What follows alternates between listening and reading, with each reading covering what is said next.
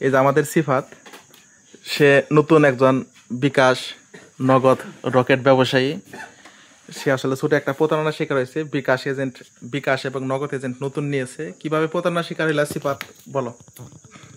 প্রথমে head office থেকে phone দিছিল, বলছিল যে আপনার দোকানের সমস্ত কিছু কি দিছে নাকি, দোকান সাজে টাজে দিছে নাকি। মানে তোমার হেড অফিসে কিসে থেকে কল দিছে, নগদ না বিকাশ? নগদ। নগদ হেড অফিস থেকে কল দিছে। হ্যাঁ, নগদ হেড অফিস থেকে ফোন দিচ্ছে। পরে বলতেছে ডিওসি কি রেগুলার লেনদেন করে? আমি বলছি হ্যাঁ, ডিওসি রেগুলার লেনদেন করে।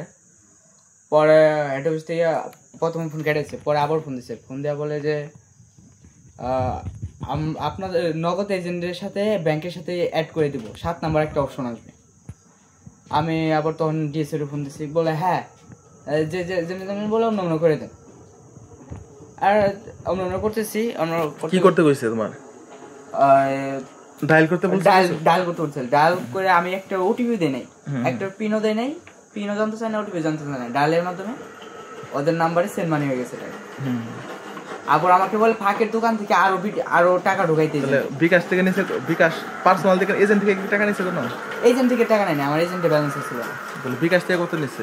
বিকাশ থেকে নিছে 24 আর 28 মতো বিকাশ থেকে, আর বাদ বাকি সব নিছে নগদ পার্সোনাল থেকে। আচ্ছা, তাহলে এখানে পরামর্শ কি, মানে যারা নতুন দোকান দেবো তাকে লিখা তোমার পরামর্শ কি? প্রতারণা শিকার কি বুঝলা?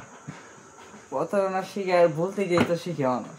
আচ্ছা, যাই হোক জনগণ, আপনাদেরকে বিষয়টা একটু বলি।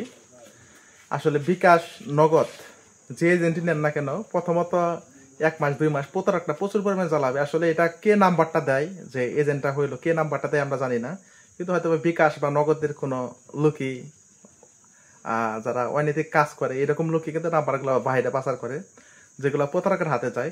প্রতারকরা যা বিকাশ নগদ এজেন্ট যারা নতুন দোকানদার হয় বা রিটেলার হয়, তারা কিন্তু আসলে এত কিছু বুঝে না ফার্স্ট টাইমে, বুঝতে সময় লাগে।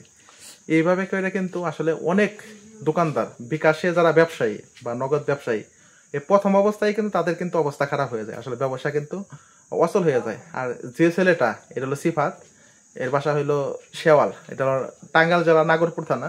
সে কিন্তু ছোট ব্যবসায়ী, নতুন করে দোকান দিচ্ছে, ইন্টার পাস করছে মাত্র, ঠিক আছে। এই নতুন দোকান দিচ্ছে, ইয়ং পোলাপান। এখন হ্যাঁ 50,000 টাকা প্রতারণার শিকার হইলো। এখন মূল কথা ভাই, পরামর্শ, বিকাশ হবে হেড অফিস হোক, নগদ হেড অফিস হোক, যেখান থেকে কল দেখ, ডিওসোর সাথে বিটুবি ছাড়া কোনো লেনদেন করবেন না। মোবাইলে কোনো কিছু চাপতে কইলেও চাপবেন না, সোজা কথা। কারণ প্রতারণা নানানভাবে করতেছে।